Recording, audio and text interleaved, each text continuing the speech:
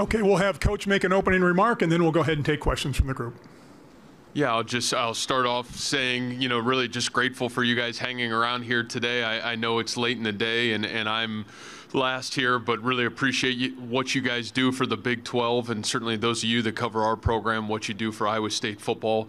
Really on behalf of Iowa State University and our football program, I am honored to be here.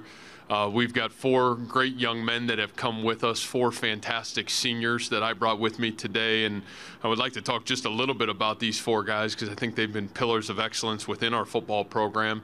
2 of them on defense. First is senior defensive tackle J.R. Singleton, who is a 5th-year senior in our football program and has really just been a phenomenal young man that's had great success within our program, a great senior starter for us. And then a senior middle safety for us in Bo Frailer. Bo's a young man that was a junior captain a year ago, and what I would deem is one of the young men that has given our football program and certainly our defense a warrior spirit in terms of how he goes about his business and certainly what he stood for. And then on the offensive side of the football, we're really grateful to have 2 great receivers, 2 senior receivers here that are representing our program. First is Jaden Higgins, a 6'4", big outside wide receiver, a young man that really the second half of the season I thought was maybe as special as any receiver in college football, really played great football for us. And then also senior, again, junior captain a year ago in Jalen Knoll. And Jalen, much like Bo, a young man that has been a 4-year starter in our program, a guy that exudes a standard of excellence in every single thing he does. And so really proud of the young men that I brought with me today. Really proud of our football team coming back. There's a group of 18 seniors that have led the way since January. They've been phenomenal in their approach to our football program. Really took a lot of confidence from last year's football season, spearheaded into the offseason this year, and really our focus has been really our best becoming the standard. And I think when you have so many guys that have coming back, that have played football in our football program, learning how to be your best in everything you do as you prepare for the season, to have great confidence going into the fall is really special, and this group has been nothing short of exceptional in what they've done. So excited about our football team and look forward to answering any questions you would have for me. Okay, ask question, raise your hand. We'll get you a handheld microphone. We'll stay here on the right-hand side, row 1, right in the first seat. Kenneth Berry, Touchdowns and Tangents. Coach Campbell, you've been obviously really close with these Iowa State teams, especially even going back before Purdy, but you've been very close. What do you feel like this team needs to do to get over the hump? And as far as just building out, the program and the future of it, how secure do you feel about your future at Iowa State? Yeah, it's been an unbelievable ride here. This is going into my 9th football season here at Iowa State. The first part of that question I would say is, not only close, I mean, we've been there. We've been able to get to the Big 12 championship game. We've been able to win the regular season conference, and we've been really close in a lot of other seasons. And, I think as our young team coming off a rough year in 2022, and the way our team and football program responded last year, it was really fun to watch this football team come back to really the standard of who we are and what we've been. And what we've been has been really special. So, from that point, really excited. And then, the future of it, you almost take every season one day at a time, and one opportunity at a time. Like I said at the beginning of this, just really grateful to be at one place for 9 football seasons and the ability to lead something that I think has stood for something that's really special right now in the college football. We'll go to the left side, row 3 in the middle. Hey, Matt, Colin Wilson with the Action Network. As much as I wanted to ask you about your tight ends a 3rd year in a row, you had a top 15 rank in rush explosives and pass explosives. Iowa State's always a move the chain success rate animal. Where did the explosiveness come from? Will we see it again? Yeah, well, I think the explosiveness comes when you have explosive players, and again, you went into last season so young that even you saying that stat would have shocked me a year ago just because you didn't know who we were. You knew we had really talented young players. How fast could they mature? But when you talk about, certainly the play of the true freshman tailback a year ago in Abu Sama and what he did, there was another true freshman, Carson Hansen. Both those guys kind of took the bulk load of snaps at the tailback position, were able to create explosive plays. And then you look at the receiver position and what Jaden Higgins became through the entirety of last football season. By the end of the season, really being a dynamic playmaker, and you were able to couple him with Jalen Knoll. And then you talk about the true freshman tight end, Ben Bramer, who we feel like has got a chance to be as special as anybody. And then you put that around Rocco Beck and watch what he evolved into from where he was as a redshirt freshman, kind of forced into the starting position, to, man, by the midpoint of the season, this guy's got a chance to be really special, and this guy's got a chance to be dynamic in his ability to be a great facilitator of the football to those guys. That's really what occurred last season, and obviously, yeah, you want to see that continue to grow forward. And I think when you have those players, and some of those players being so young, to see now them grow into their position, it's going to be really fun to watch this fall. Okay, we'll go to the right side, row 2, second seat in. Neil Meyer with the Front Office News. Coach Campbell, you have a great relationship with a guy like Scott Satterfield and Tyson Veit, who recently came to Cincinnati. Walk us through what that process was like and your relationship with both of them and how that move came about.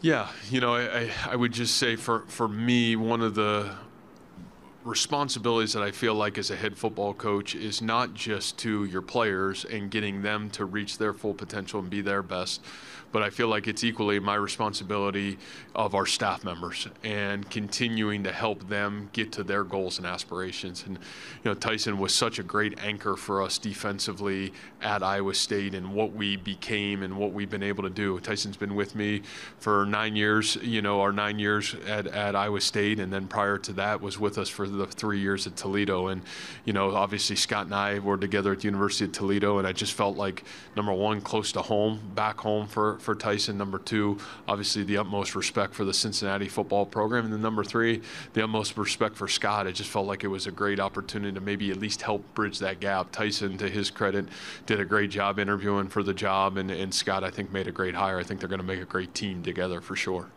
We'll stay on the right side, third row. Hey, Coach. Payne Blazevich, 24/7 Sports. In his first season as a starter, Rocco Beck surpassed expectations. How do you see his trajectory moving forward, and where can he continue to rise as he heads into his second season as a starter? Yeah, I think the biggest thing for Rocco is, when you finally have videotape of yourself in game action, to be able to go back and, as an individual and collectively as a coaching staff, go back and really work through, man, what went really well, man, where are you really having success, and how do we grow forward? And again, to me, that is the great reward of coaching, and that's the great reward of playing, is you're either getting better or you're getting worse. And to me, it's a confidence factor, I think, of playing in those big game moments and being the guy with the ball in the hand, making all those decisions. And I think what you saw really from the midpoint season on, this guy just start to really flourish and have comfortability in the role of being the starting quarterback. And then I think the other thing is really just the ability to do the common things in an uncommon way. Sometimes I think we get so enamored in all the other things, but man, taking care of the football, distributing the ball where it needs to go based on what the coverage dictates, man, in those critical moments, can you be flawless in execution? I think some of those things are what you hope is the next step for Rocco, from going from a redshirt freshman to going into a redshirt sophomore season. We'll go far back side, or far right side over here, in the middle, far back. Coach Campbell, Alex Blackburn, College Football Dogs.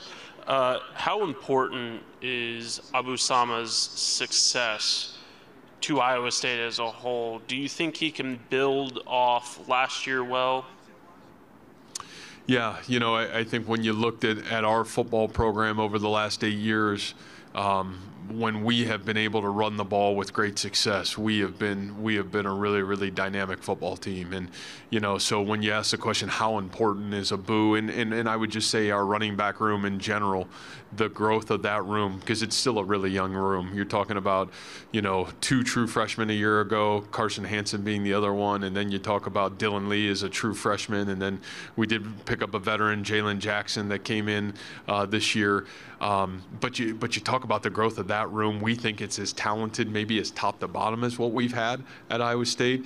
But to watch that room really take a huge step forward is going to be critical. When you have great balance offensively, I just heard Coach Gundy talk about it, man, you really force the defense to have to defend the entire part of the football field. And so I think really, really important for us. And again, when we've been at our best, we've been able to run the football as good as anybody. Go to the left side, 5th row.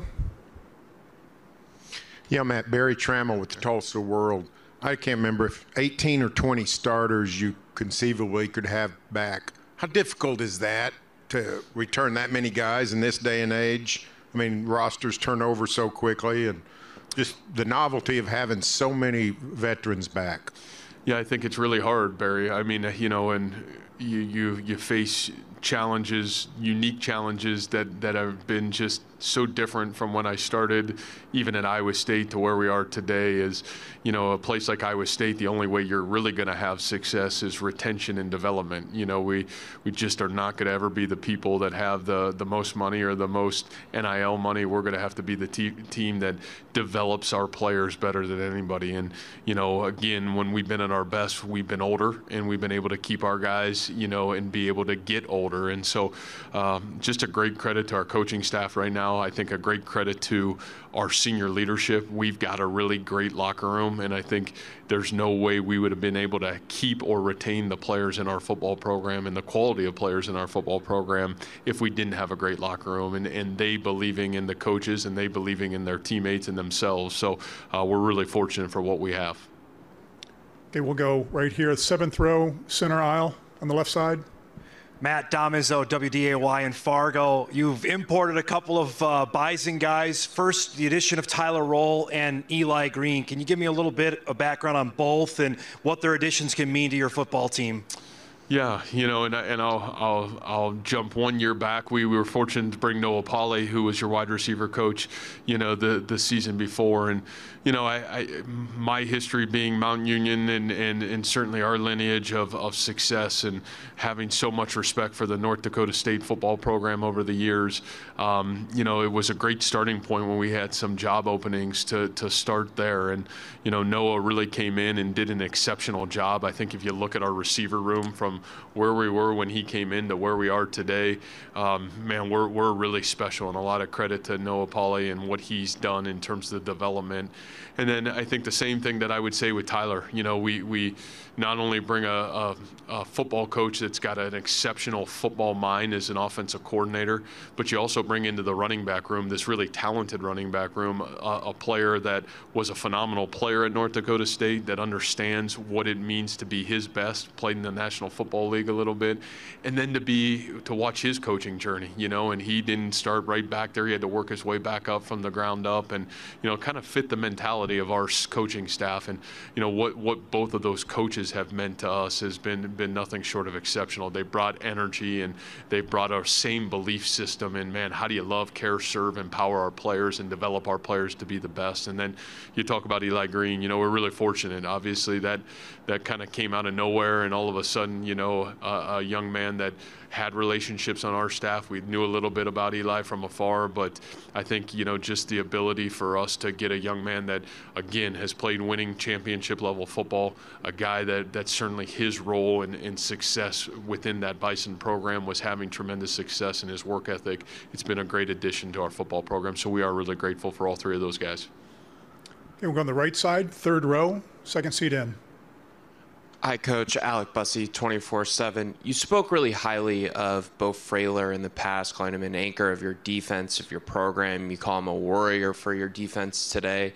I just wanted to ask you, where does he get those character traits, and why are those so valuable for your defense? Yeah, I think what we asked that middle safety position to do in our defense is really unique. And I think there's people that have tried to replicate our defense at times and maybe have struggled because that position, in my opinion, is the key to success. And what we asked Bo to do, man, fit the run like a true linebacker and yet have the speed and the skill to cover in the secondary. That's such a unique skill and trait. And, I think the thing that's been really rewarding to watch Bo, Bo came in here and started his career running down as like the L5 on our kickoff, which is not the easiest place to play. That's physical football, and a guy that led our team in special teams tackles as a true freshman, and really by the midpoint of the season had earned the right to be on the field on defense. And how Bo goes to work every day, what his work ethic in the weight room, what his commitment to being, man, an authentic leader to his teammates. I think if you'd ask all of our teammates, like the guy that's there for all of our kids, the guy that's willing to help others and willing to servant lead our football program, they'd come back and they talk about Bo. And he's not only a guy that leads by example, but he's a guy that is an unbelievable servant leader and is willing to pull others with him. And to me, I've always defined excellence and greatness by your ability to bring others up with you, and nobody has done it as great in our football program as what Bo has done for us. All right, that'll do it. Coach, thank you for your time. Okay, thank you.